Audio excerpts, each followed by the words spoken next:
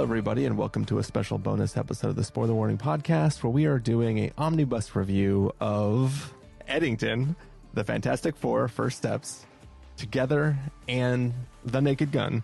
I'm Christopher Schnese. And I'm Stephen Miller. And if you're joining us for the first time, the Spoiler Warning Podcast is a weekly film review program. Each week on the show, we're going to dive in, debate, discuss, and argue over the latest films coming to a theater near you, except for this week, where, as we said, we've been gone for a few weeks, and when you get back from being a few weeks away, you frantically try to catch up on all the movies that you missed, and then you come together to record a big old omnibus review. Yeah.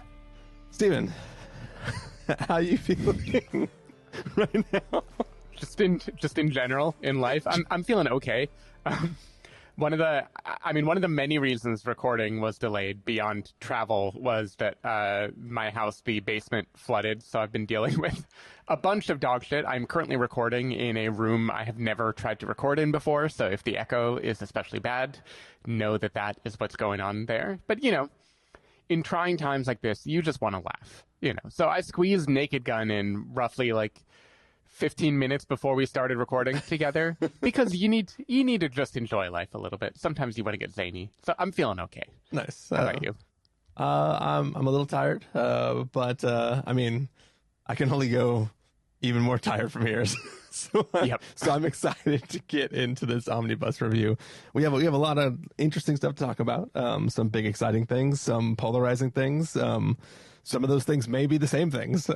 We don't know yet, because Stephen and I have literally not talked about these four films before sitting down to record right now, other than, did you get them all in? Okay, cool, we can record now.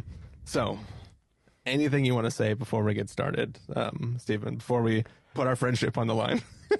No, I think we should put our friendship on the line, then dive in, debate, discuss, and see if we're still friends at the end of it. Awesome. Sounds good. Let's take our first steps, and let's start with the trailer, not for Fantastic Four, but for Eddington, and let's kick this thing off. Yeah, we'll see if Together resonates with us, or if we're going to be so far apart that Together, we're just not going to mesh anymore when we talk about it. We'll find out. I am recording this. Fair warning. Not really necessary. Look, Joe, 6 feet. Give me a home where the buffalo roam. Is that praying?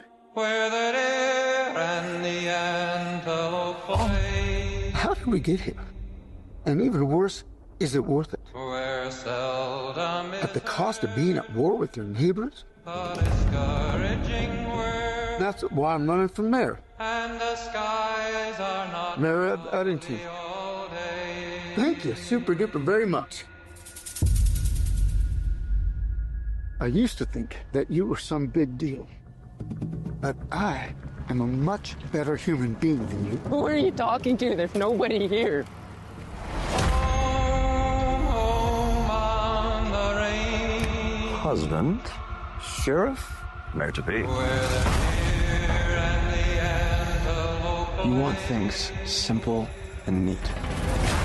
We were in a fight against evil. seldom is heard. These are your streets. No, they're your streets to be fake. You know how death works out. People are going to be looking here now. Keep your own office going, but you're going to run mine. So you vote Joe Cross, take back our community, Hell yeah. save our soul.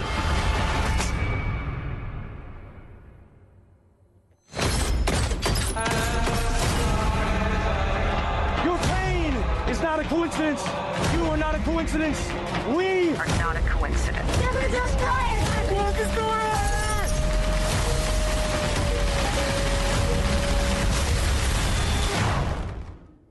We need to free each other's hearts.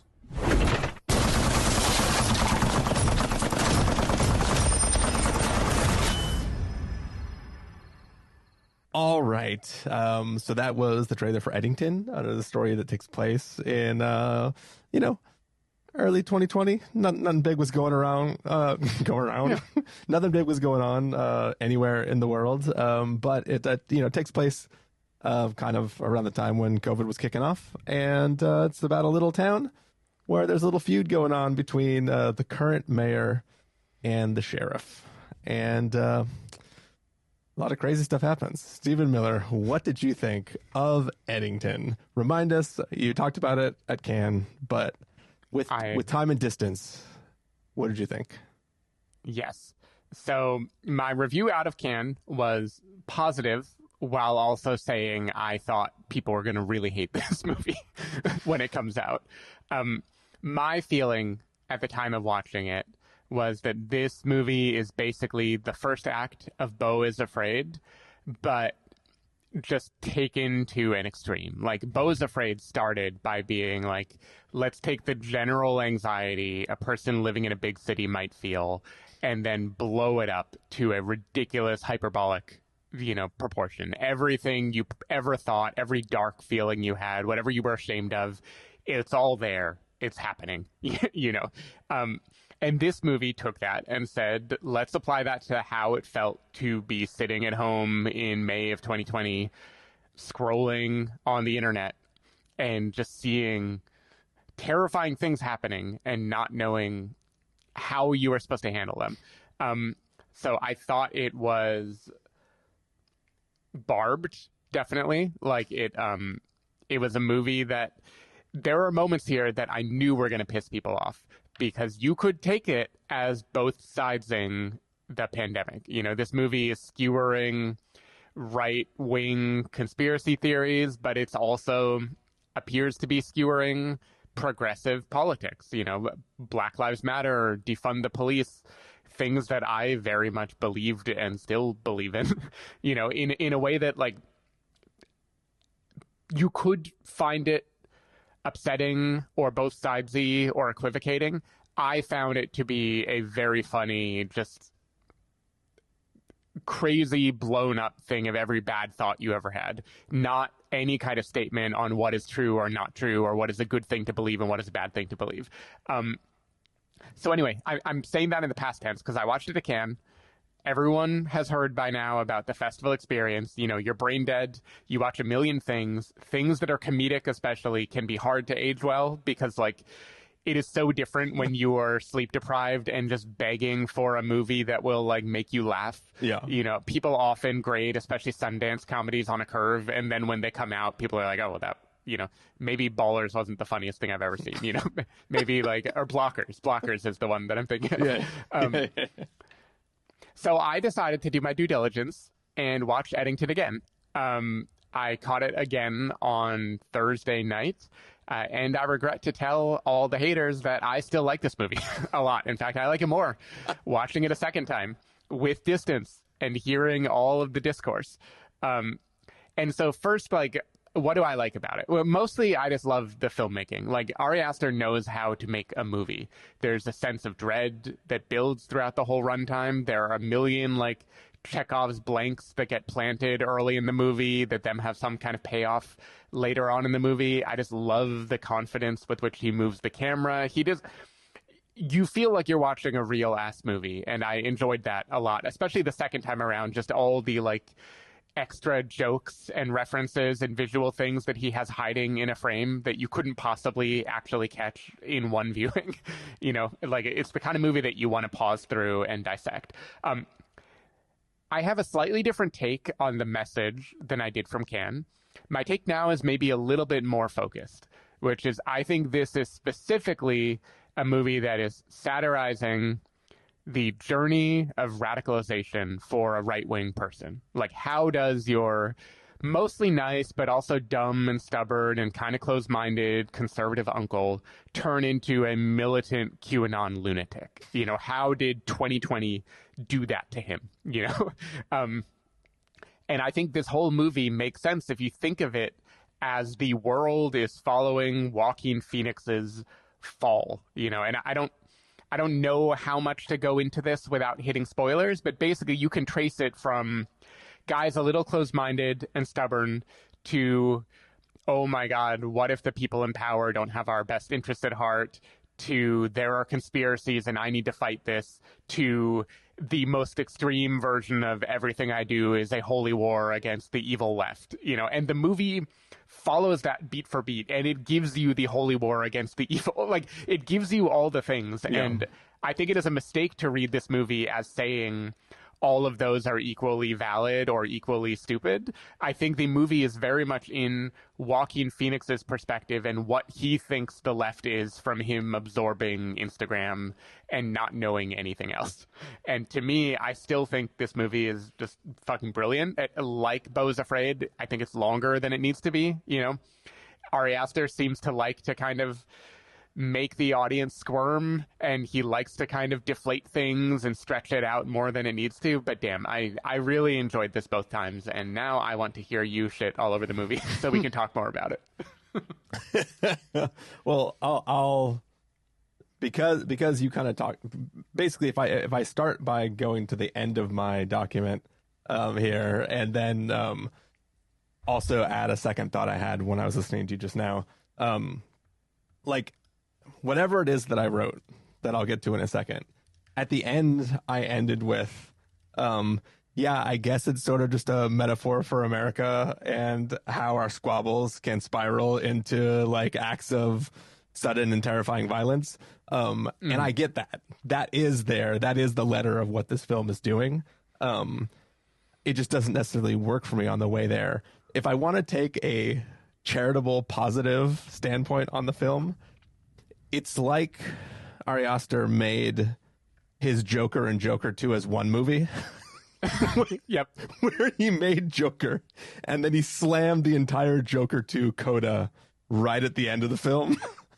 And just was like, I'm not going to do it in two phases and let people take the wrong message from the first half. I'm just going to do it all as one movie and then call it a day.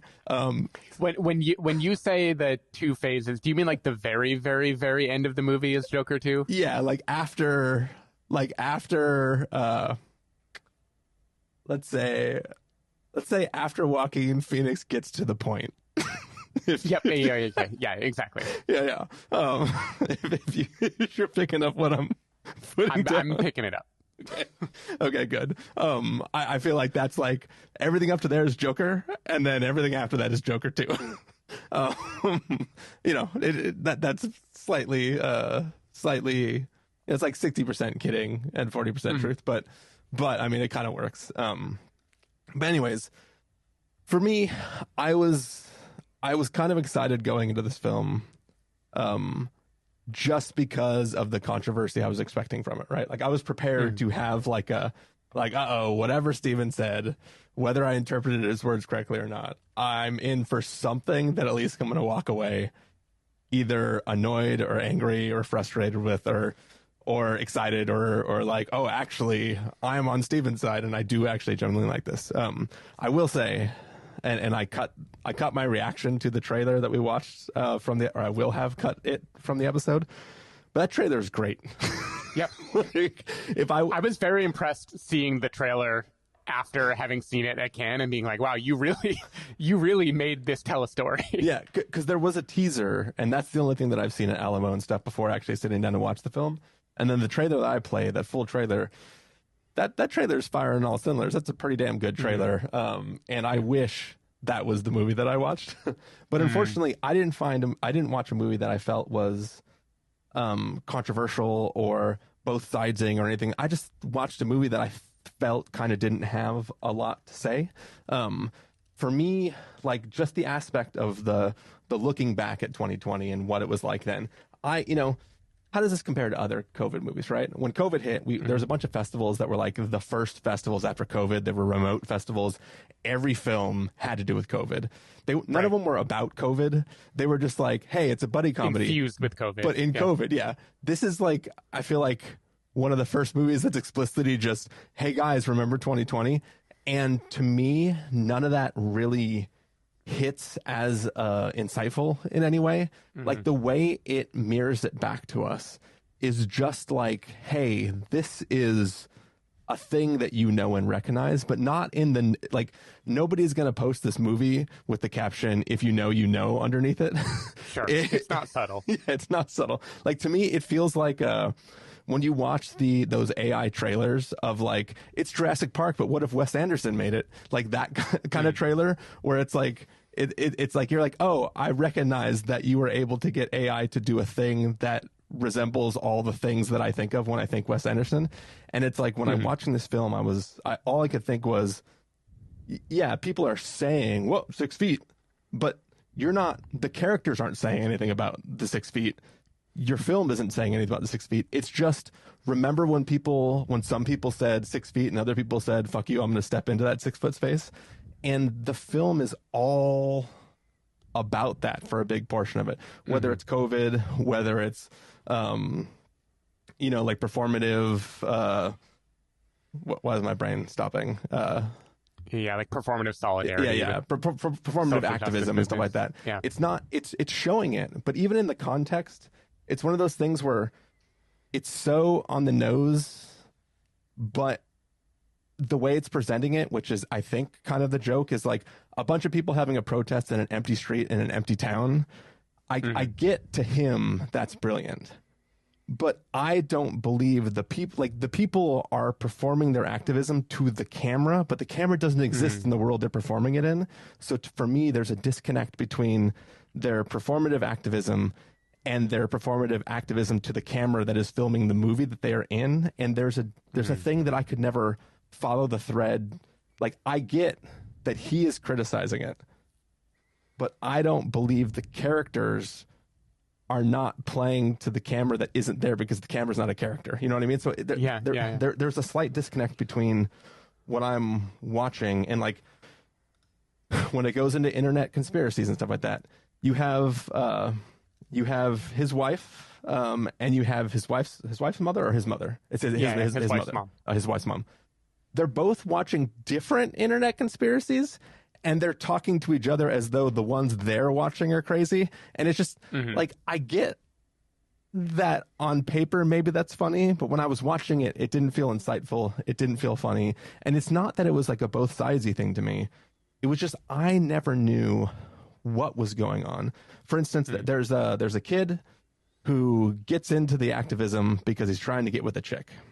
Yep.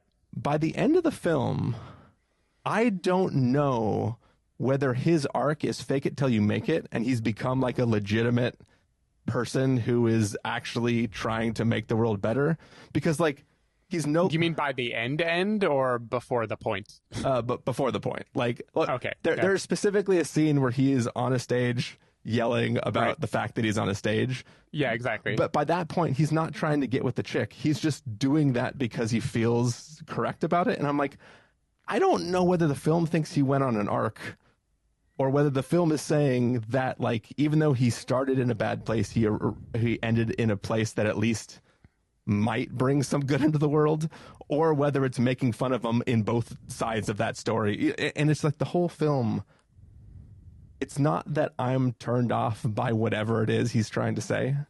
Sure. It's that I don't think he knows what he's trying to say. I think he's just pointing at things that he thinks are funny, and he made a script that supports his ability to point at those. And as much as I love the crescendo to the point, and I was like laughing and I thought it was ridiculous, I still walked away from this film going, I'm not even angry at it. I'm just blah about it, which is definitely not his intended response, right? Yeah, that's true. You're more, I don't know if you listened to the Filmcast episode, but it sounds like you're more in the Devindra camp, which is almost more scathing. Yeah. You know? Yeah. If I hated it, at least it would show that there was something there. Exactly. At least that would be an ethos. I think, to me, I don't know what it is that, because I hear what you're saying about he is pointing out things that happened, like dynamics that existed in 2020, but then maybe not doing enough with them. And I don't know why, when I watch the movie, that doesn't feel like sprinkling in a bunch of references or don't you remember this? Like, to me, he's crafting a kind of like a building sense of people no longer controlling their own thoughts because they feel, for whatever reason, compelled to act for something else. Like you talked about the feeling of they're protesting for a camera that doesn't actually exist, right? Like, and I think, and maybe this is a little too universe brainy, I think that is like the feeling when I think of that kid. I don't think he knows why he's doing things by the end of the movie. It's like, there was this moment when we were sitting at home and scrolling. I'm using the royal we. I'm not saying, you know, we all, you get, like, as a society, we were sitting at home scrolling and felt this mandate to have a platform, to make a statement, to be observed, even though no one was watching us. Yeah. And I think, and I don't really believe this movie is saying, look at how we all went kind of crazy. Like, I think it makes more sense to look at the protesters from how a Joaquin Phoenix type character would think about or understand them than it is to, like, think about their interior journey. Yeah. But if we are thinking about, like, the joke of the kid, he gets into this because he wants to get laid. And then he gets deeper and deeper into it because it seems like it is getting him some attention, you know, from a girl. And then when that snaps, when that ceases to be a motivator, he's just this, like, jumbled, panicked, like, I'm in charge and I have to say something, but what do I say? I'm not supposed to say anything. And the second I get off the stage, I'm going to sit down and listen. I shouldn't even be, you know, like, I think he is supposed to be this heightened version of, like, I am a public figure, even though I am not a public figure, and I don't know what the fuck to do. Yeah. You know? And I think Joaquin Phoenix, similarly, sort of, he becomes a hero or a savior despite having no mission except for shit that he started. Yeah. But he still feels like he, by the end, is going on a glorious rampage, and the audience is somehow, I'm not going to say the audience roots for him, but the movie builds as if it were like, holy shit. And I think this is just a movie about how, like, everyone became, you felt on display, and how that feeling of a bunch of people who have never thought about any of this stuff suddenly being on display and being forced to be in charge drives everyone to the brink. Yeah. And like I guess the reductive thing I could say is it's kind of like if this is a horror movie, it's a zombie movie, or it's like the slow turning, you know, it's the turning of people into these, like, warring factions. And not to spoil Joaquin's arc, but, you know, you and I know what happens to him, and that kind of fits it's like, when did you become this kind of mindless antagonist in a society when you didn't even care about this shit? Like, in February of 2020, you probably all got along and hung out and drank at the bar and occasionally talked a little bit about news and stuff, and now everyone is at an 11. And I think Ari is just interested in that. And to me, like, it isn't like that idea is new, but having it communicated through a rising sense of dread over the course of 2.5 hours, to me, was very effective. Yeah. And I like it as just, like, taking everything and shoving it in a blender and then making a movie about it. Yeah. And I think that, going back to my comment about it being a mirror that showed us the world then, I think more specifically, it is quite literally an echo chamber that parrots back your feelings of that time. So it's not that it's both sidesing. It's that it's just ambiguously presented enough that you could take whatever fucking position you want into that movie and walk away going, he gets it. You know what I mean? You know? Do you really think, because that's what I've wondered, is like, do I really think, like, a Republican would watch this movie and walk away being like, hell yeah? Like, I get they have breadcrumbs. They would relate very much to the father of the kid that's trying to get laid, with one scene in particular. But, like, and so, yeah, there's an argument that is happening. And the reason I, like, defend what this movie is doing is because I'm bringing my, like, neurotic progressive sensibility to it. So to me, every criticism of the left is like a neurotic self-examination, and every criticism of the right is reality. You know, I struggle to see the arc of Joaquin and Emma Stone and Joaquin's mom as anything that, like, a current Trump supporter could look at and be like, you have to feel indicted, right? Like there's no version of his life and where he ends up where you're like, yep, that guy's right. I mean, I don't think anybody's going to say that guy's right, but I think people could walk into that movie and think the people who were doing him wrong were wrong. More wrong than he was not right. That makes sense. Yeah, that could happen. And I think that's the danger quote, and you're not criticizing this movie as a danger or whatever, but the danger, because I think in the film cast or in Dave Chen's Patreon, in some point they talked about how Joaquin gets interiority and other characters don't, and how that kind of skews the movie. And the danger of this is it is so interested in Joaquin's perspective.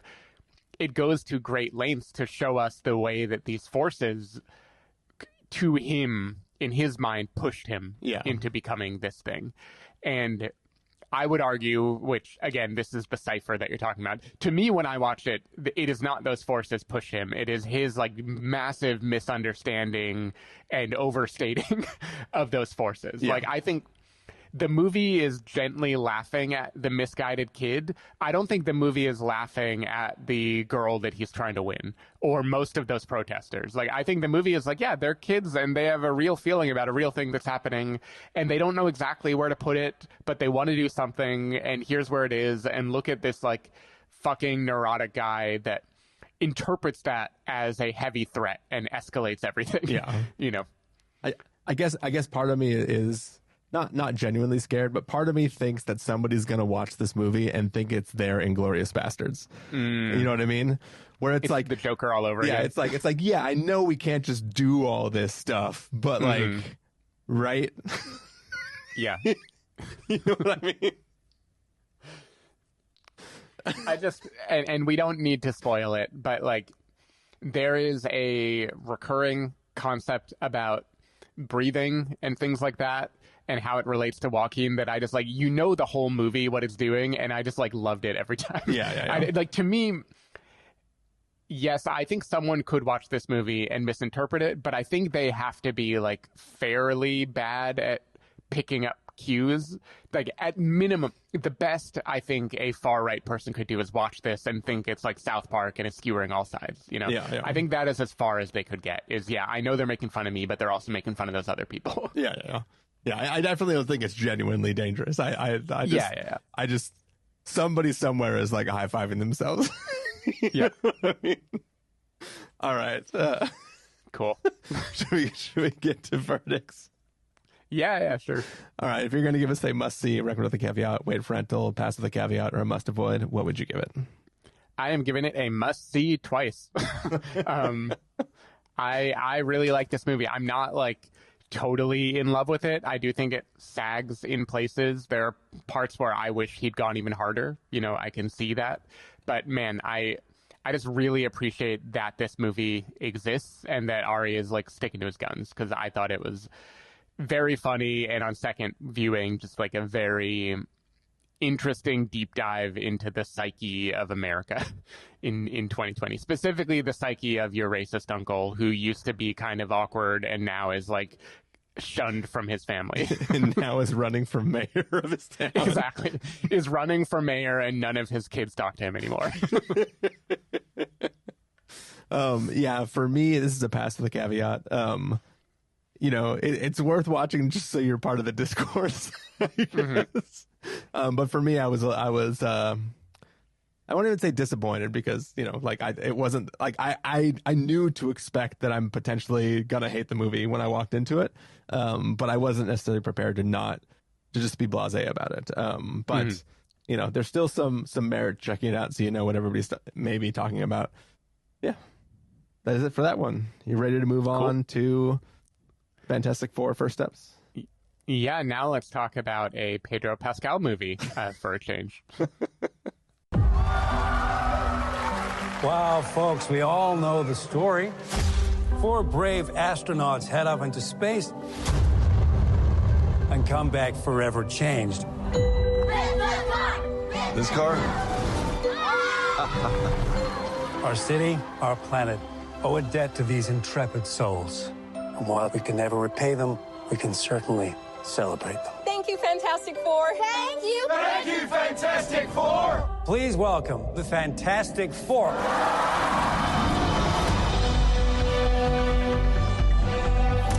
Herbie, how's that sauce looking? Okay. That is fantastic. You're late. What do you mean? What do you mean, what do I mean? You're late for dinner. Yes, we are. You late? I just said that. Are you pregnant? What? You're gonna be the best mom in the world. And you are gonna be the best dad. Just kidding. You are out of your depth. We are gonna be the best uncles ever. We can do this. Nothing's going to change.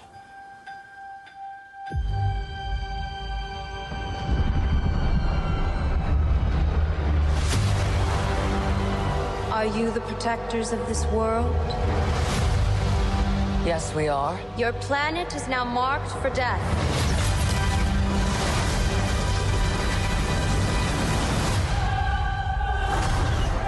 It's my fault. I stretched the bounds of space. And they hurt.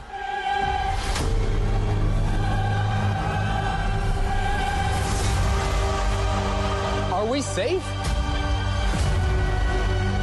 I don't know. There's not enough time. I'm not giving up. We will face this together. We will fight it together. As a family.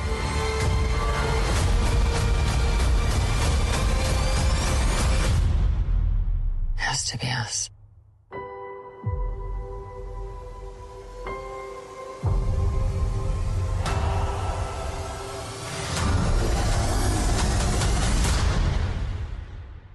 We will protect you.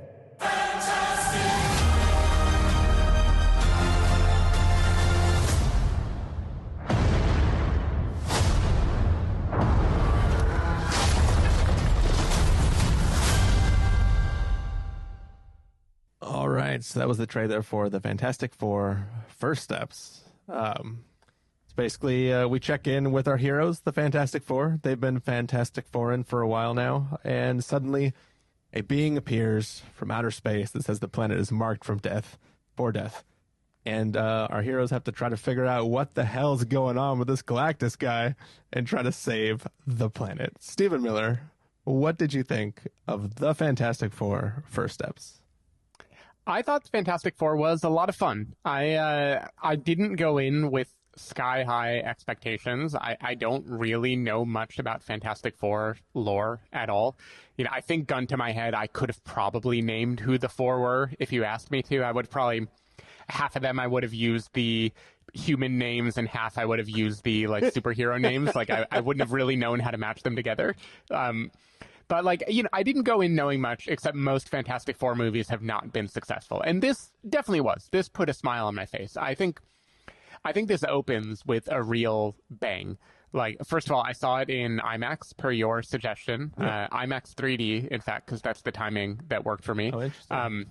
Which I think this movie works really well for that. I think seeing Galactus in all of his glory on a big IMAX screen with a little depth thrown in the mix is pretty fucking cool. But this movie opens with just like a montage because it is a 60s, I guess, period piece, 70s, early 70s. I don't remember exactly when it's set. But it's a period piece and they're watching news footage about the Fantastic Four. And that gives them a chance to just do this quick, let me catch you up to speed with all of these characters and their powers and what they mean in the world today. And I thought it was zippy. It was entertaining. It threw me right in the middle of the action. Like, much like Superman, this movie doesn't waste time with, like, let's show you how they become the Fantastic Four. It puts you right in the middle of the action, and I had a big gold smile on my face. I was like, this is going to be fucking fun. I'm glad I'm going to have 2 hours of this. And the movie isn't quite 2 hours of that, you know? Like, I think it sags a little, but I was never not at least charmed by this movie. Yeah. I like the change of tone from recent Marvel films. I think the period aspect works well. I really enjoy the camaraderie that exists between the four in this movie. I think there's a lot of great character moments for everyone. There are even two people that were cast here, Eben Moss-Bachrach and Julia Garner, who I feel like the internet kind of joked about casting them because you don't actually see them. That is Ben Grimm and the Silver Surfer, respectively. Yeah. But without spoiling too much, they find a way to rectify that for both of them, so you do get to know at least who the actor is. And B, I think they both do more Eben Moss-Bachrach. You do get a lot of personality. And like, I found it just pretty delightful. Like, I think this cast is great. I'm excited to see what they do next. Galactus kicks ass. I really enjoyed every scene that we got with him. Even though people might disagree, I thought the final confrontation and the build-up to it was better than most Marvel movies, which all have, like, third act problems. This at least felt like it delivered on the goods without just becoming a, like, CG fest for way too long. Yeah. There's a but coming, which is, I'm going to reuse a quote that you have often used a lot on this podcast, which is, I had a really great time while I was watching this movie. Oh, no. It was only after I watched the movie that I looked back and I thought, like, that kind of feels like it was missing a little something. I don't know what it was missing. I don't know, because it was entertaining and it zipped along. There is something when I trace the arc of this movie, the story, it feels like there is like half of an act missing somewhere, like something that got chopped.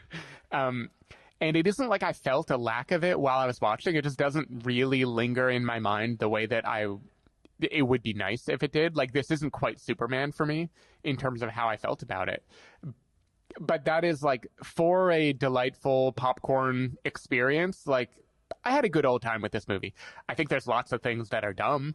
There are decisions that the characters make that I wouldn't make. There are public things that they announce to the world that I would maybe keep to myself for a little while. But yeah, I don't know. I liked it. And look, I'm really glad to see that a few years later, after Pieces of a Woman, like, no one really saw it, they were able to reuse footage from that and let Vanessa Kirby basically let her shine. So that's good. You don't need Shia LaBeouf to have those scenes.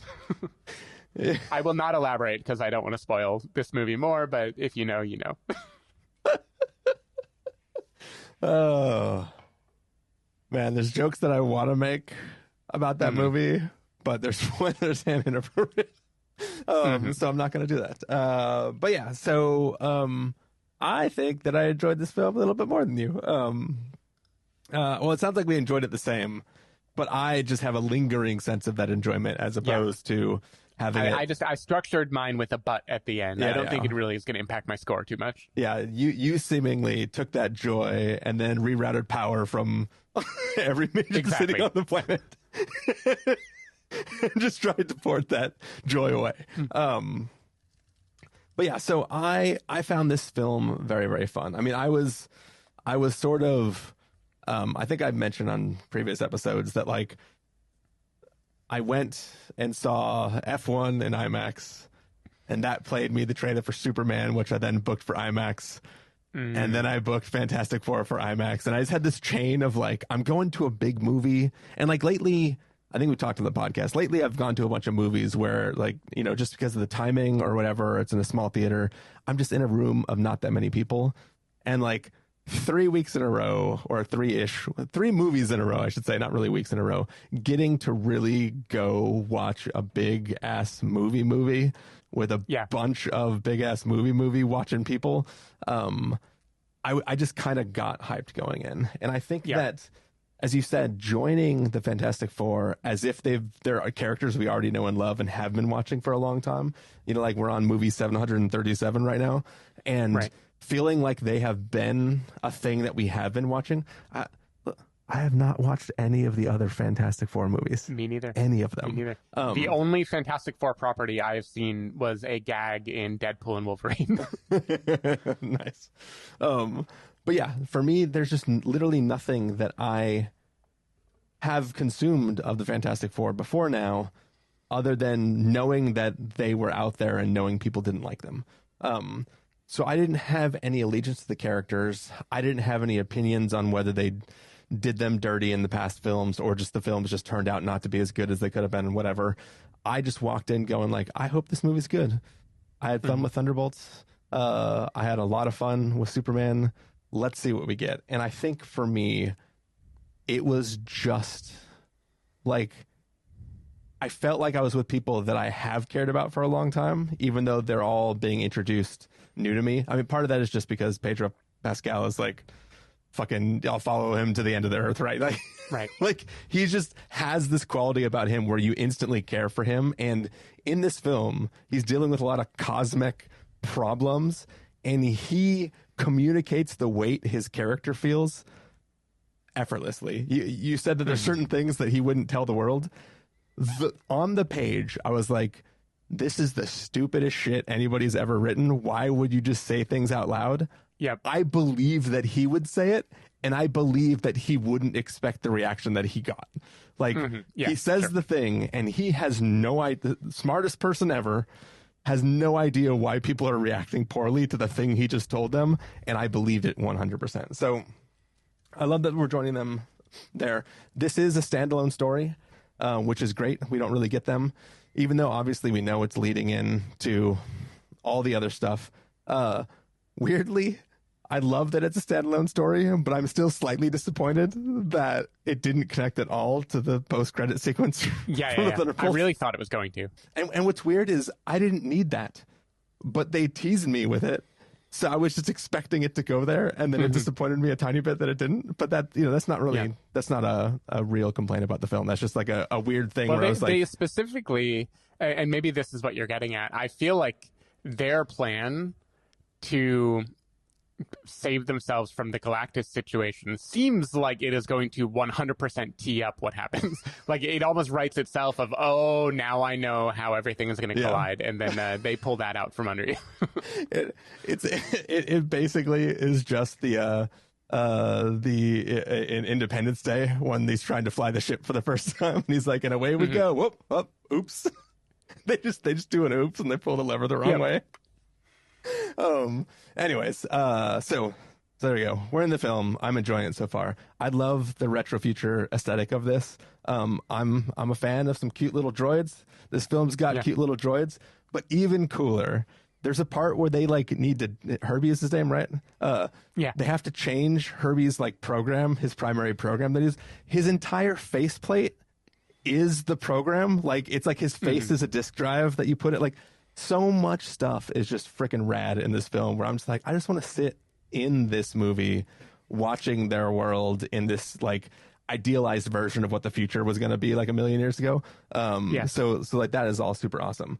I love this family as a team. Obviously we just had Thunderbolts, and they're like a misfit team, right? It's fun to have a misfit team in that film. Some of them are literally family, but they're more misfit than they are family. Like, they're related, but they don't believe each other, know what they're doing, and everybody's kind of fighting. And there is an aspect that's fun to have the misfit team teaming up and kind of learning to put aside their differences and work together.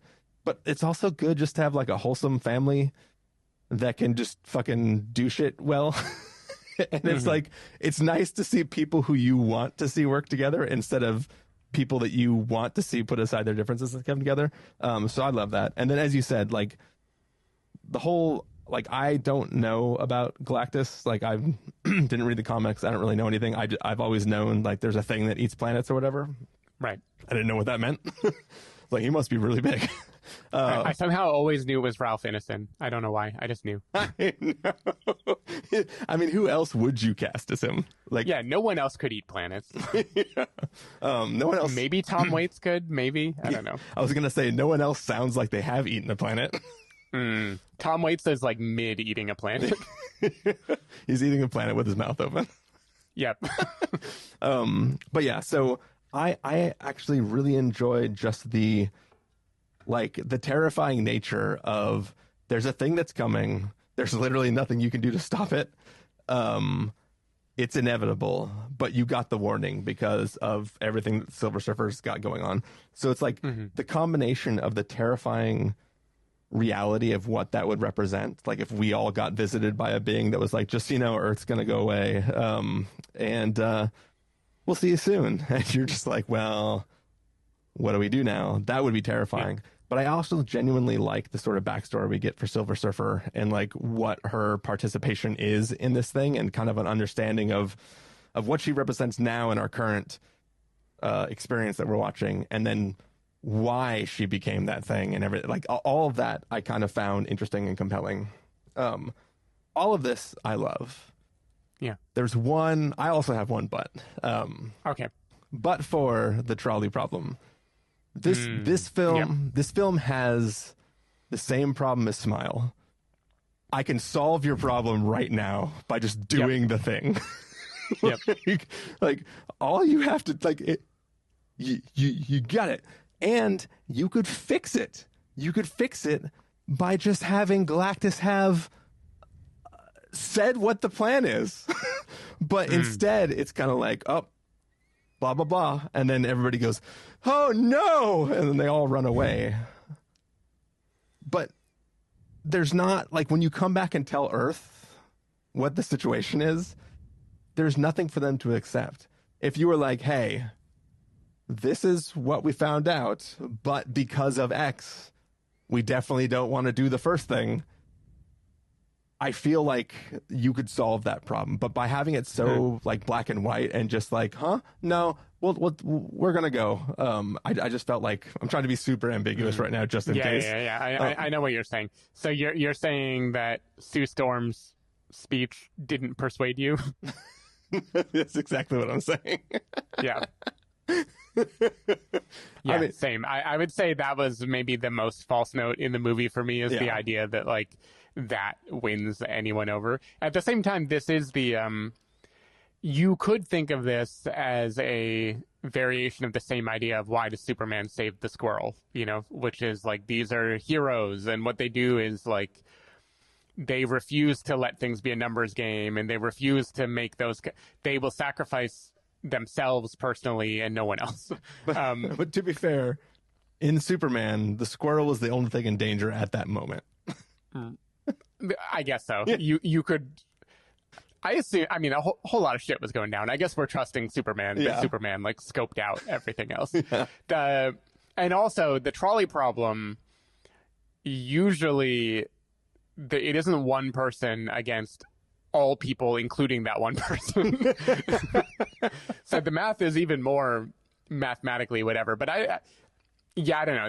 That part, it didn't bug me, because I think that contradiction is kind of at the heart of these superhero things of like, isn't it crazy that I refuse to sacrifice this principle, even if the whole world might be, it's Ethan Hunt all over again, you know, like Mission Impossible deals with the exact same question.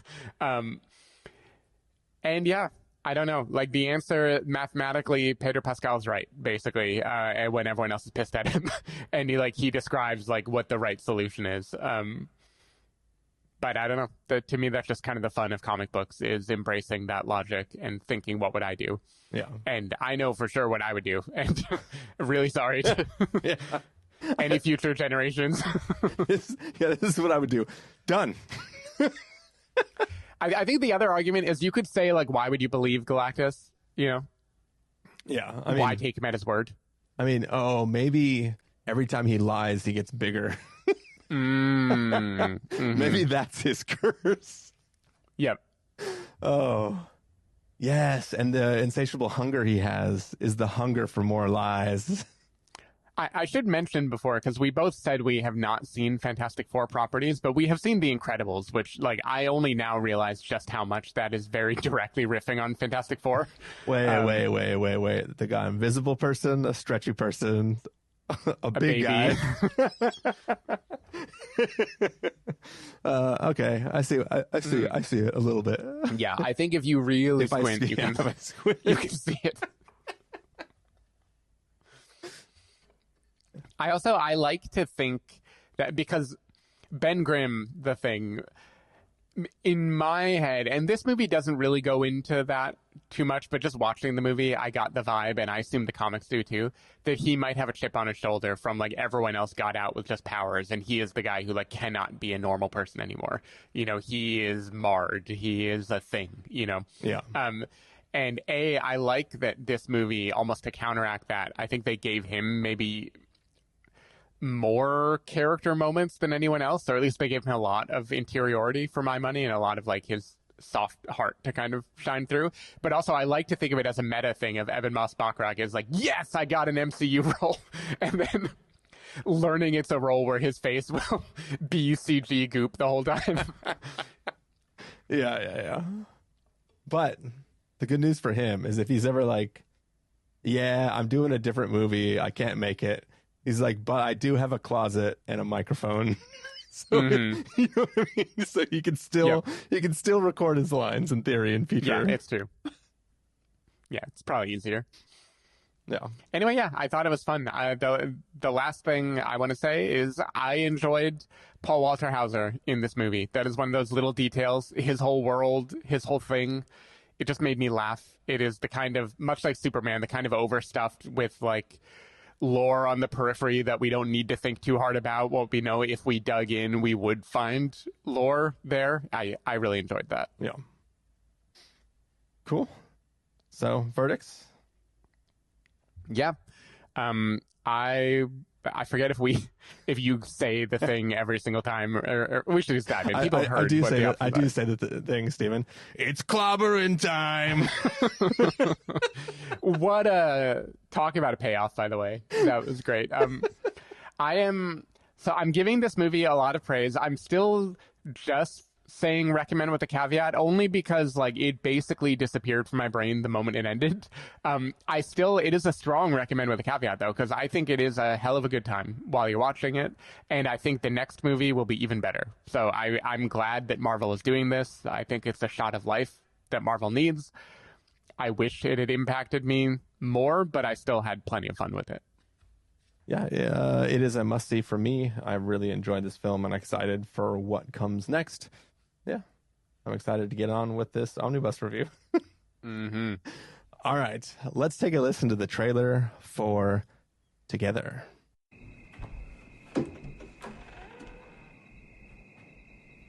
I love you.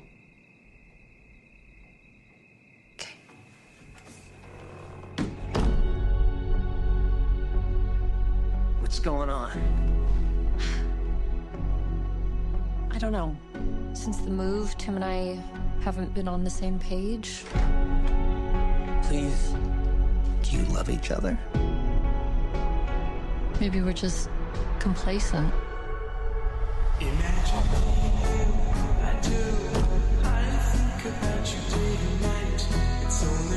Well, you know, complacency can sometimes simply be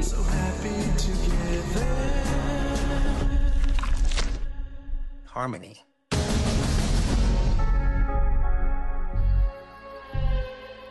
You know, this could be the beginning. When you roll over, then you're on my hair. Of something wonderful. Tim. We spend our lives in search of the other half. If you think you found that, don't be so quick to let it go. I think something's happening to us. There? Listen to me. Listen to me. We've got to get out of here.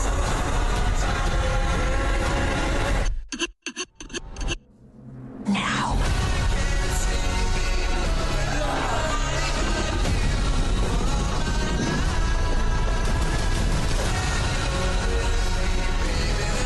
It's gonna be okay. It's gonna be okay. Billy, wake up! You'll be okay.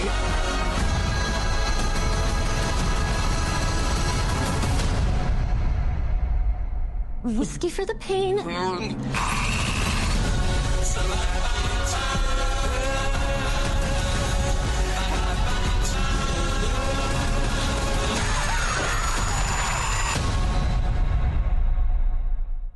All right, so that was the trailer for Together. It is the story of a couple who make a big move. They move out to the countryside, and they start to learn that maybe it might be harder to be apart than it could be together.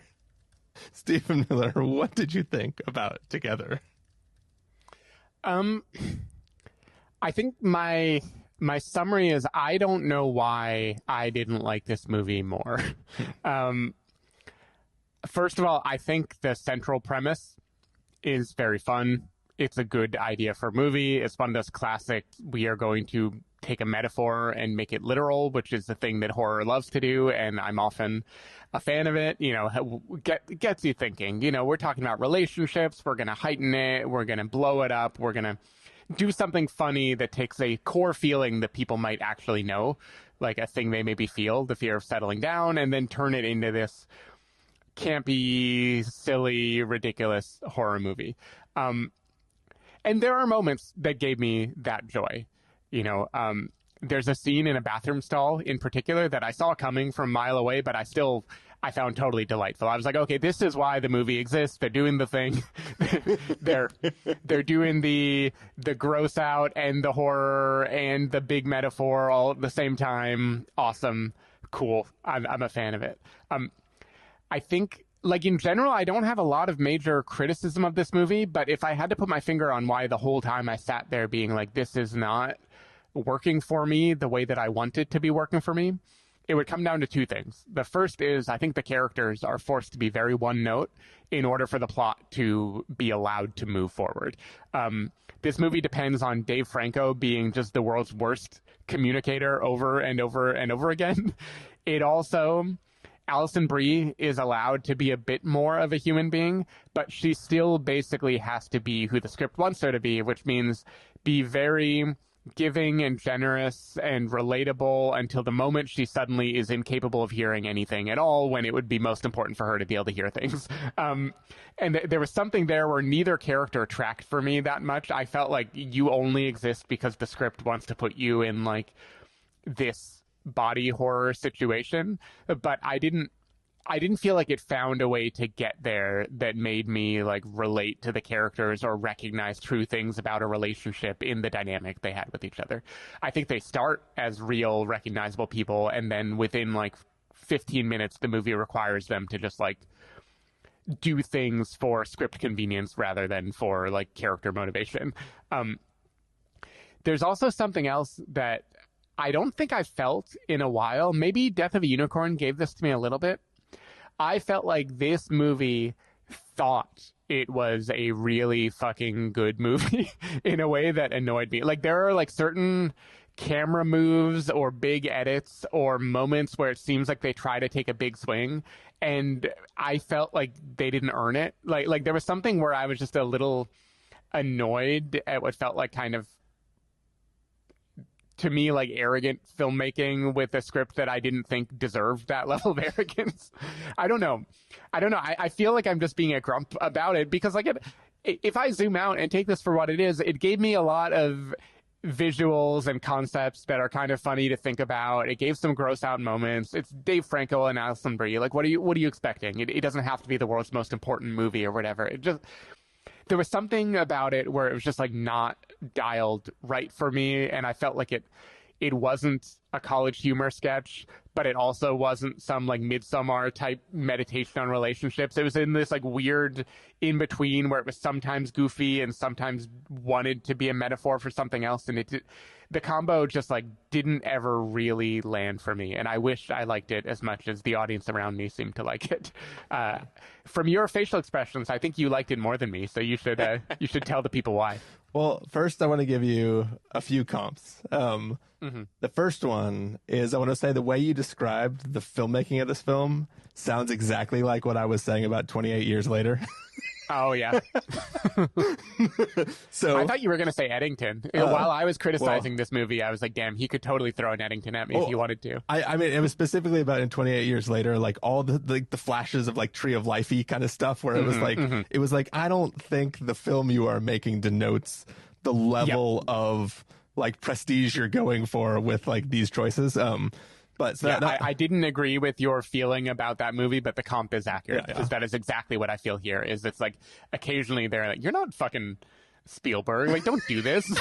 That's not what movie you're making. So the second comp I want to make, which for the record, I came up with this comp while you were giving your description, the 28 Years Later one. This other comp I came up while talking with Joan about it at work. But it kind of.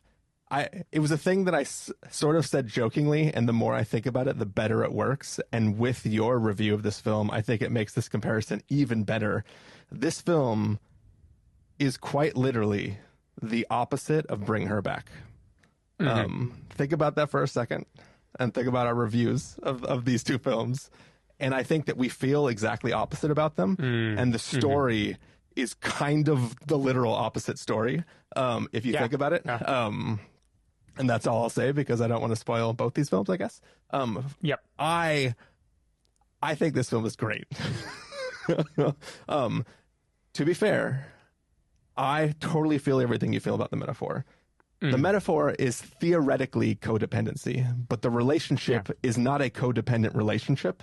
The thing that is happening to them is making them codependent. So it's like the metaphor doesn't technically make sense. This is not a couple who is one way and then that manifests itself in this sort of supernatural thing. It is a couple who is quite literally the opposite.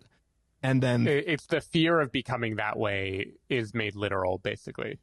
Yeah, I mean, did they both have that fear? No, only one. Well, this is me making the movie sound smarter than it is.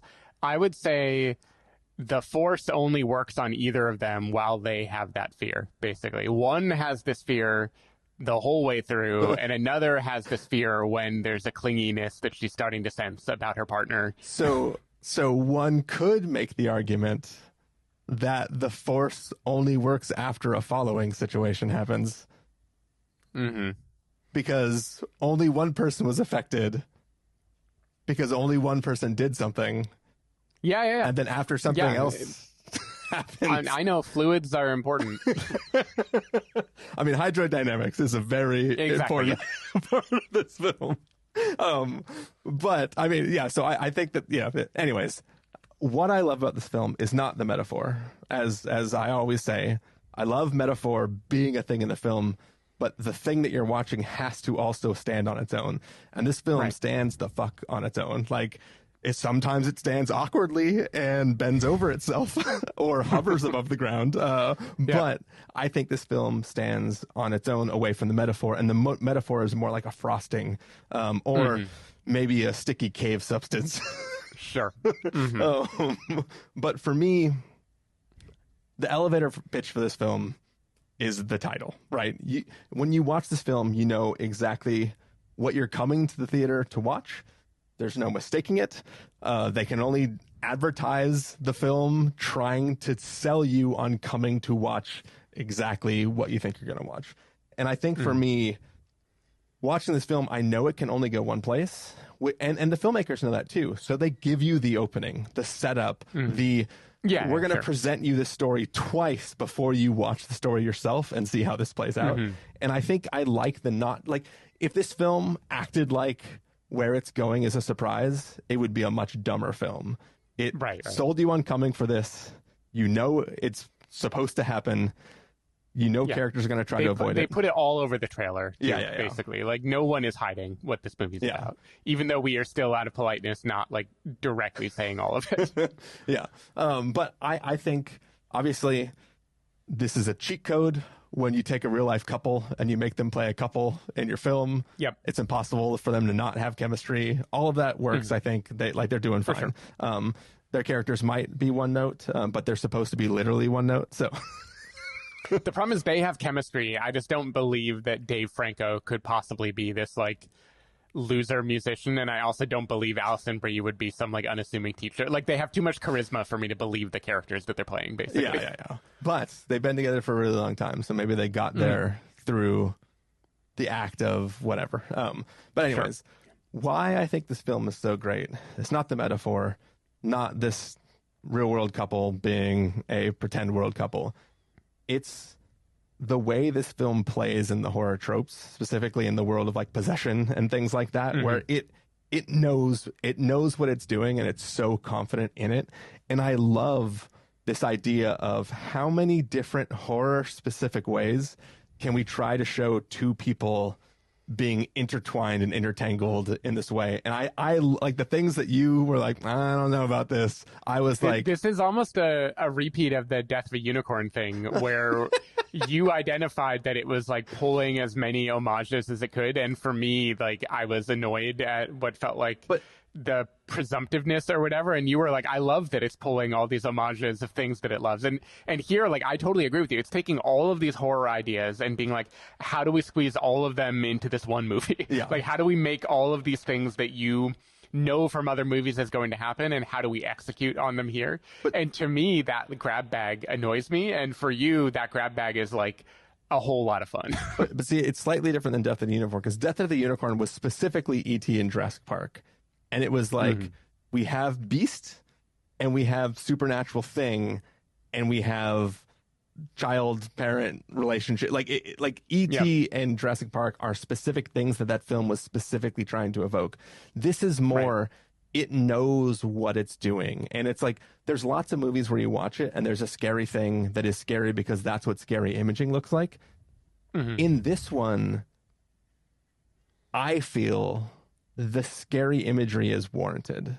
Like, the thing that is scary at the moment has a rationale behind, not just this is a jump scare. I don't just want somebody to run into a door.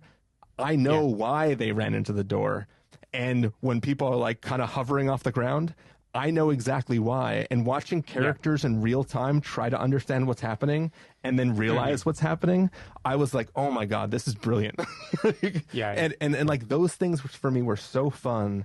And I believe these characters so much as they try to experience the situation that I was just eating it up. And I think for me, it was really, really fun to just sit in this space where I know exactly where it's going, but it's still not surprising me in where it's going, but how much it's going there.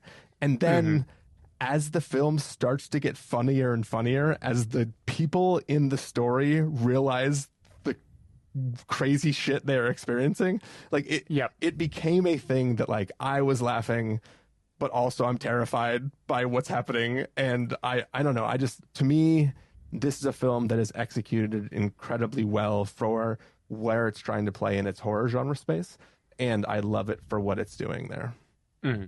Yeah, I'm glad. I will say, when the characters become aware of the situation, and I would say the movie moves more into full-on horror comedy, focusing on the comedic aspect, that was my favorite part of the movie, because I think that's just what Franco and Brie can play better together, you know. And for me, it was like the build up, I don't know, some of the build up was too much for me, and I think it's because it was, I can handle horror type things when I feel like there's a point or it is flowing naturally from where the characters are. And here I found the plot too ham-fisted. Not the core force that is doing all this. Like the quote set pieces, the moments that give you all those different horror things, those in isolation, I'm like, you did those really well. But the glue that requires us to get there and get a full-length movie out of it, to me, it just like broke my belief in the characters. And I feel like I need to relate to or understand the characters for me to like get the thrill ride of a horror movie. and this, for whatever reason, didn't totally land there. I don't know. It felt very much like something that Neon or A24 would like acquire and then try to pump up into being like one or two levels above what it actually is. I think for me, I think part of what it is that there's this moment where Alison Brie just yells, "Why is this happening?" And I think the film knows that the answer to why is one fucking sentence, and that is enough. And it can establish all the rules, and it can push the rules as far as possible. And there is nothing required more than that. We know the how, and we know the extent to what. And that is all that is required for this to feel complete as a thought. It's not like who is the demon that represents the thing? And actually it turns out that like a kid fell in front of like a lawnmower when he was 12 and then that caused the thing. Like it doesn't require anything. It's very, very simple. There is a thing. This represents this. And then that's where we go. And I think that it feels like it's logically consistent. You know, it's like if this was a time travel film, this would be like a perfect bootstrap paradox kind of thing where it's like everything is logically consistent and the rules are all established and I get it and it's fine. This is not a time travel film, obviously, but and I think too, it's not worth having like a 2-second spoiler thing, but there are a bunch of teed up things that all, like dominoes, that all get knocked down perfectly in sequence, where you see a thing, it represents a thing, this represents these other things, and it just, I really enjoyed it as those pieces all got set up, just waiting for the characters to realize all those connections. And it feels like a confident way to tell the story. And, you know, your mileage may vary, but for me, I enjoyed watching those pieces fit together. Again, my top line feeling is I don't know why I didn't like this movie more. Yeah. I will say, by the way, the guy who plays the neighbor, he is known for having played Charles Manson twice in 2 separate things. So clearly he's got a certain vibe about him. Yeah, not unintentional, I assume. Yep. All right. You ready for verdicts? Sure. All right. If you're going to give us the must-see, recommend with the caveat, wait for rental, pass the caveat, or a must-avoid, what would you give it? I am sadly going to give this a wait for rental. Again, I rated it like 3 stars on Letterboxd. I liked it more than I disliked it. I'm not like negative directly on the movie. I wanted to really like it, and for some reason I kept hitting road bumps where it felt, I don't know, a little too thrown together. I do think the horrific quote moments are well shot and well done and well conceived. There's just, as a movie, something didn't totally gel for me. But don't want to yuck anyone's yum. Like, I'm glad you don't seem to be alone. I feel like a lot of people are really enjoying this movie. I've heard people calling it like this year's The Substance. And I will also say there's talk about teeing up a joke. There's a Spice Girls joke that was just like chef's kiss. Yeah. I wanted to stand up and cheer for that. So clever movie, just something didn't really work for me, and I wished it had worked better. So it's a must-see for me, but more important than my part of this review is while I was watching it, I was imagining you watching it and then going back to your house. Were you creeped out by this film? No. Okay, no, really? The only thing that's creeping me out is I'm in a different room right now, and there's a dark hallway next to me. And when I was wanting to describe the horror tropes it plays in, I wanted to talk about how it does the Us type thing of someone mirroring someone else in a creepy way, like a creepy puppeteer type way. And that thought gave me chills, and now I'm imagining a creepy puppet version of me just to my left that I can't see in the dark. And it has taken a lot of willpower to not look over and turn on a light. Your left or his left? Just kidding. Oh. Yeah. That's a really funny joke if you're on a video call with us right now. Mm-hmm. But yeah, no, I don't know if I'm just getting stronger, but this did not scare me at all. Okay.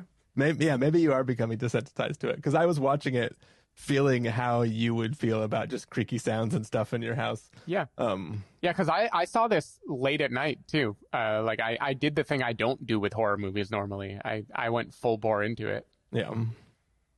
All right.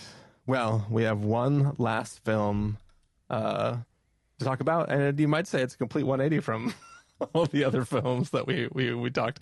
Let's take a listen to the trailer for The Naked Gun. Thanks. Once you kill a man for revenge, there's no going back. A voice in your head saying over and over, "That was awesome." Who are you? Drebin. Detective Frank Drebin. Thanks. Police Squad has always been the elite of the elite. Hi, Daddy. It's me, Frank Jr. Love you. Hey, Dad. Boy, do I miss you.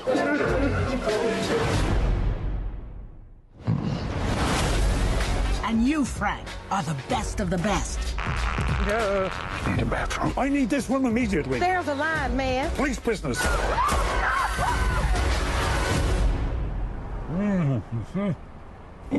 Oh, I'm gonna ruin another suit. Over here, Lieutenant. I think someone murdered my brother. Please, take a chair. Thank you. I'll find them. This is what I do. Says you served 20 years for man's laughter. You mean manslaughter? Must have been quite the joke. They're going to shut down Police Squad if you do not solve this case. Do this by the book. Show a little respect! Why? Who's going to arrest me? Other cops? Yes. Is she serious? Is he serious? No. Seems Mr. Drebin might be more of a problem than we thought. I want you to keep an eye on him. This oven is disgusting.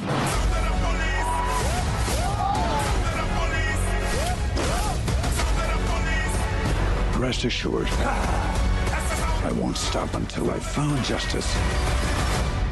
What do you want, little one? Your ass.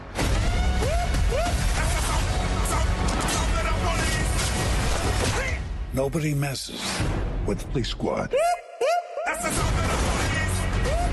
We've upgraded your car with the most advanced crime-fighting tech. Drive forward 30 feet. Pretty smooth. Oh! This place is falling apart. All right, so that was the trailer for The Naked Gun.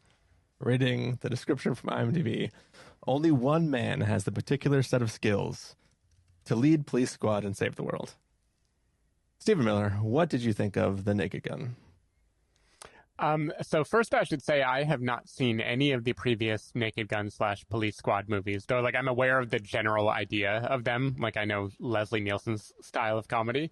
So I went into this with zero expectations at all. And I had a lot of fun with this movie. This is a very, very, very silly is the only way I know how to describe this movie. Yeah. This is high...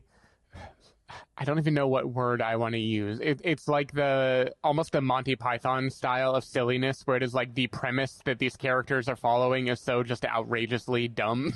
They are not meant to inhabit characters that you believe in anyway. They're meant to be delivery streams for joke after joke after joke. And the gap between how they act or what they think of themselves and how they actually are is a source of a lot of comedy. This movie is throwing a million jokes at you a minute. And I'm going to say generously, 25% of them worked on me really well. But with that volume of jokes, that still means I was laughing all the time while I watched this movie. So when I try to grade it as how good or bad is it, I don't really know what to do, because that hit rate should be kind of damning. But man, there's a lot of stuff that is very funny in this movie. Even things that I assume come from other movies too. There's a gag where Liam Neeson and Paul Walter Hauser are always drinking coffee and then throwing it away and getting handed another coffee. And that never didn't make me laugh the whole way through. Just in general, Liam Neeson is so much funnier than I gave him credit for. I can't really remember seeing him do comedy. I'm sure I'm forgetting. The Lego movies? Oh yeah, sure. As a voice. Yeah, that's true. He is funny in the Lego movies too. Yeah. But just seeing him here just delivering these outrageous jokes, and this movie goes very, very, very lowbrow, right? In the trailer that we just listened to, even we learned the extended thing about him eating, a chili dog and then having to shit. He has this inner monologue that is meant to riff on the noir thing of when a detective sees a beautiful woman for the first time and talks about her figure. He has many goofy things to say there, including that she has she has an ass that would make the toilet be begging for the brown. There are things that are so outrageously dumb in this movie. And I just thought it was very, very amusing that this movie got made and it looks like a real movie. This isn't just some kind of zero budget indie thing. This is actually a studio comedy that is just doing the silliest, most outrageous shit imaginable. Does it have narrative momentum? No. It doesn't. Does it really tell a story that you look at the end and go, oh wow, yeah, that did something? No. Yeah. This is just a joke. Does it steal the entire plot of Kingsman: The Secret Service? Yes. Yes. Did I think of Kingsman many times while watching it? Sure. Does it steal sight gags from Austin Powers? Yes. And it made me laugh a whole lot when it did the extended riff of the night vision goggles anyway. Not night vision, wall seeing through vision thermal goggles. camera. Yeah. Thermal camera, yeah. Whatever it was, yes, this is pulling from every possible location, and I just thought it was fun. I was amused by it. It wasn't great. It isn't something I think I'm gonna like recommend everyone race out to watch. I kind of feel cheated because I saw this in a near empty showing at Kabuki. So it was me and like 5 other people. So I didn't get the delight of hearing everyone else like cackle around me. Yeah. And I think seeing it in a packed crowd, I would have ridden that high much more. This seems like it'd be a great movie to watch like when you're a little bit drunk late at night and you want to throw something on TV and just like giggle with friends. And I'm glad that it exists. So yeah, I don't know. Liam, Pamela, they're both funny. Pleasant surprise to me. I had fun. It isn't high art, but it was a good time as far as I'm concerned. How about you? Yeah, I think for me, I kind of have sort of the same experience as you. I swear I've seen a bunch of Leslie Nielsen stuff. I just don't remember which movies I've seen. In my head, I was like, I definitely remember watching Spy Hard. So I think more of that than Naked Gun films. Airplane to me is the thing that I always think of with him. But then I went back and watched the trailer for Spy Hard, and like I distinctly remember the opening like theme song, everything about it, and then I didn't remember a single plot beat from that movie.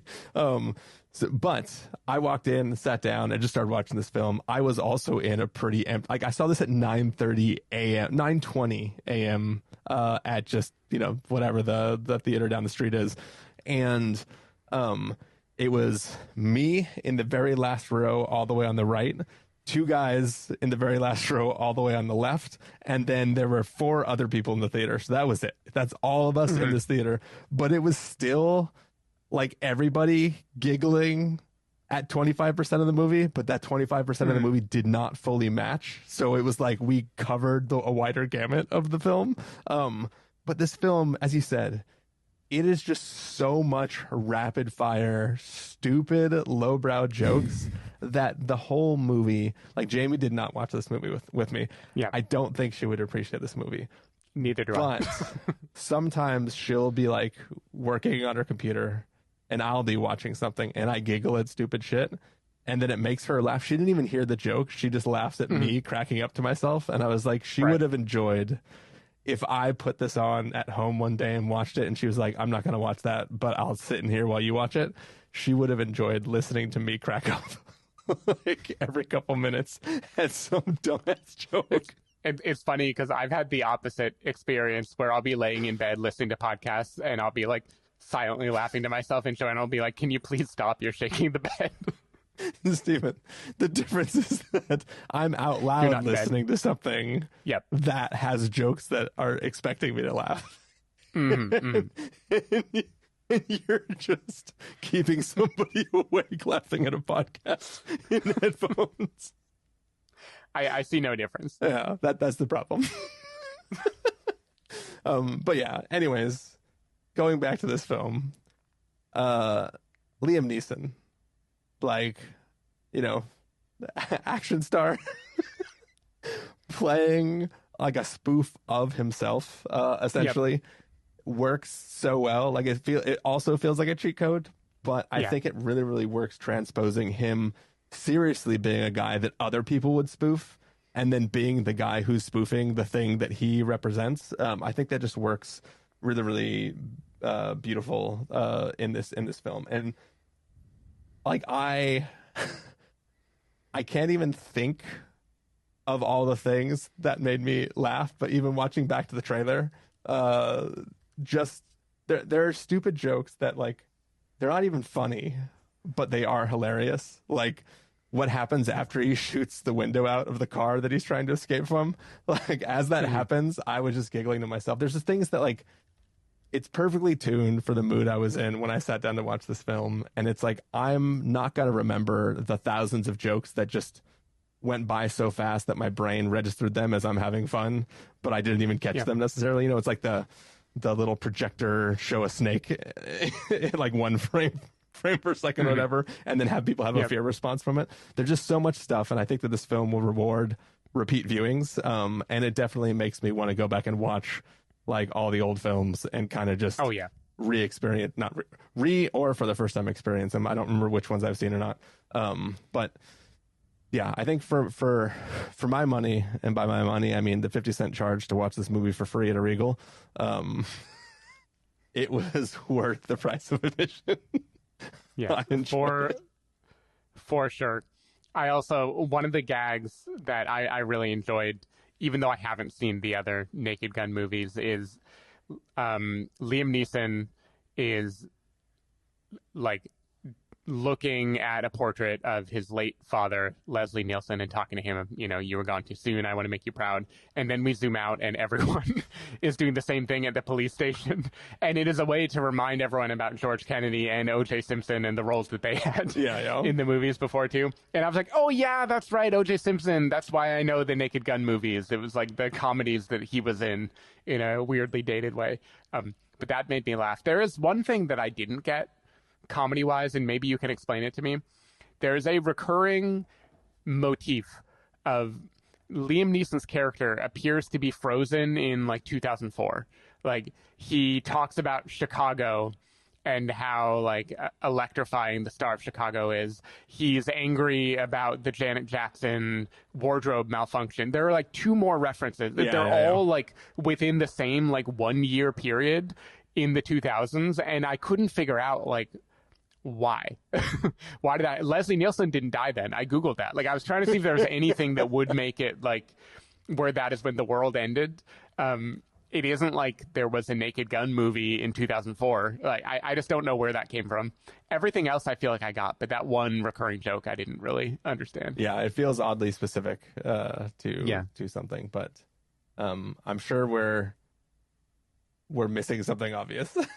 Yeah, I'm sure. I also want to say, by the way, Liam Neeson, Leslie Nielsen, I feel like on purpose, they're picking people whose names I'm going to accidentally mix up or confuse. Yeah, for sure. But yeah, it's such a silly, dumb movie. It almost doesn't make sense to talk about it too much. So the one thing I want to ask you is, you know, like these type of spoof films seemingly are not made anymore until now, right? Like it's not like, I feel like we had a bunch of them back in the day and they all got like scary movied to hell and stuff like that. And it became a thing where it's like, there was like a pause and a break. But I feel like they live in this place where it's like cheap jokes, but like pennies add up to real dollars. Yeah. When you just have so many of them. And how does this film even work? It feels like it shouldn't be allowed to. It shouldn't. Well, so I don't have a good answer for you of how this works, except for the degree to which it is just nonstop stupid jokes becomes the joke in a way that I think is funny. Like it is funny that there is a movie doing all this more than just the pennies adding up. It's like you zoom out and then you're laughing at like, what the fuck? Why are there so many pennies? You know? Yeah. Like I think that is actually part of the joy of this movie. One thing I'm wondering, a kind of related thought, is people often bemoan that like studio comedies are dying, and in their place, all we really have now are action movies that shove comedy into them, right? Like there's very few comedies now that don't involve a shootout or something, because they're just like regular comedies don't work and action gets butts in seats. I don't know why this felt so refreshing to me when it is literally an action comedy that is doing the same like shootout. I think it's just that it takes itself so unseriously. It's so like firmly in the realm of only comedy that the action is intentionally not meant to be exciting in any way. And that might be the difference between this and the actual, what little remains of studio comedy now, the Spy of the world or whatever, you know, like those movies that are like, or the Deadpools, you know, this is like so not serious about its action that it makes it more entertaining to me. Yeah. But it's like it's not even like a biting satire of the spoof. It's like even the spoof is just an excuse to joke about like completely unrelated things that are just stupid. Like there's a joke about bypassing a security system to get into to view footage from the security system, which like it's the cheapest joke, and it still was like so funny, especially how long it actually went on. And it's just none of that is actually a spoof of how you hack into a security system, right? It's just the spoof of doing a pretend noir allows you to make jokes about things that have nothing to do with the noir thing that you're doing. So that's true. When we're talking about how he got in, are we talking about the last showgirl getting to perform? Well, that I'm specifically talking about a thing that he's pushing on a screen. Sure. But yeah, same scene. I gotcha. Yeah. Or, well, my example of this, and it shouldn't be surprising to me that Seth MacFarlane is the person who originally like started developing this, even though he didn't wind up directing or writing it. But there is something about his brand of just like non sequitur comedy with like the most thin excuse to bring it in that worked for me here and that I could see here. Like an example is one of the jokes that made me laugh the hardest out of nowhere was, Liam Neeson is talking to Pamela Anderson about his wife who died recently, and she's like, how did she pass? And he immediately is talking about like her throwing arm and how she could have made it to all these different teams. And then like they triple down on it, oh, she sounds like a saint. Like, yeah, but like a 49er would have been fine too. And it is such a random, joke. It has nothing to do with police or action movies or any of the satire. It's just we live in a world where characters can go on dumb tangents like that. Yeah. And it just made me laugh. Yeah, that's a world I want to live in. Yeah. And it fits with, Akiva, he's the Lonely Island guy, he also did Pop Star and Hot Rod, and like this feels of a piece with that. But there's something more absurd about this in a way that is like, it's goofier, and it makes me appreciate it even more than those movies that are more like, I don't know how to explain it other than like this movie doesn't, even though this movie is throwing a million jokes at you, it doesn't feel like it is trying to be funny. It's just like, I know these are dumb. Here, take all of them. Well, and there's something that I found very charming about that feeling. That's the thing is most films, they think they are, and most comedies think they are funny. So they either let the characters vamp to fill the space, or they leave room for you to respond to the fact that a joke just happened. And this is like every single joke is just a throwaway. And you can decide to laugh if you want. and nobody's expecting you to laugh because the characters don't even know that they were making a joke. That is why it works so well. Yep. Yeah, I agree. It makes me, when a joke doesn't land here, it doesn't bother me because the movie didn't wait for it to land. The movie's like, yeah, obviously it didn't land. You think I'm dumb enough to think man's laughter is like, it's fine. Like, let's keep going. Yeah. All right. So shall we get to verdicts? Sure. If you're going to give us a must see, recommend with a caveat, wait for rental, pass with a caveat, or a must avoid, what would you give it? I'm giving this a recommend with a caveat, which is kind of torn between two feelings I have. One is I really want studio comedies to be a thing, and this is such a pure comedy. I almost want to praise it more. At the same time, I believe this is a very dumb movie, and it barely hangs together in a lot of ways, and I can't, like... if I'm actually talking about the quality of the movie as a movie, it's probably more like rental territory, or like we need a new territory for like get high and have it be 2 a.m. in your friend's living room, like that. I don't know what to do with this, but I'm landing in recommend with a caveat because they did the thing. If you have even an inkling that you want to watch a Naked Gun movie in 2025, this movie is not going to disappoint you. I think you're going to be happy that you saw this movie. Caveat, this is not one of those like zippy action comedies or incredibly tightly scripted things. This is a movie that is going for volume and ridiculousness, and you need to be in the mood for that volume and ridiculousness, or else if you feel the jokes that don't land more than the jokes that do, you are going to be getting a lot of misses in this movie, and just be prepared for that. Yeah. It's a recommend with a caveat from me as well. I think on the one hand, it's like Paramount spent how much on this movie? On the other hand, it was like, thank God. Yeah. But yeah, I think that's it. We did all the films that we watched since we've both been gone. And hopefully you all listened to and enjoyed our conversations about them. But for now, we have to GTFO. So, Stephen Miller, if people want to find you throughout the week, where can they do that? People can find me at Threads or Blue Sky at sdavidmiller or sdavidmiller.com. People can find me at ChristopherInRealLife.com or Twitter.com/ChristopherIRL. You can find the podcast over at SpoilerWarning.com, where you can get a bunch of the back episodes of the show. If you want to subscribe to the show, you can do so on Overcast, YouTube, Apple Podcasts, or wherever podcasts are found. If you want to know when the episodes go live, you can follow us at Twitter.com/SpoilerWarning, Facebook.com/TheSpoilerWarning, or Instagram.com/TheSpoilerWarning. If you want to get a hold of us directly, you can send an email to fans@TheSpoilerWarning.com, or you can use the contact form on our site. Music for this episode will come from a track selected from Artlist.io, so hopefully you are enjoying that. We did it, Stephen. Feel good. And I need water real bad. But it was good to catch up on these movies. We will be back soon with another review. And then in a few weeks, we'll be in Toronto for TIFF. So hopefully we'll get to see some good stuff there. Yeah, a lot of movies coming your way. I hope you guys like omnibuses. It's going to be a lot more of those in a month. Yeah, for sure. All right. Take care, everyone. We'll talk to you later. Bye.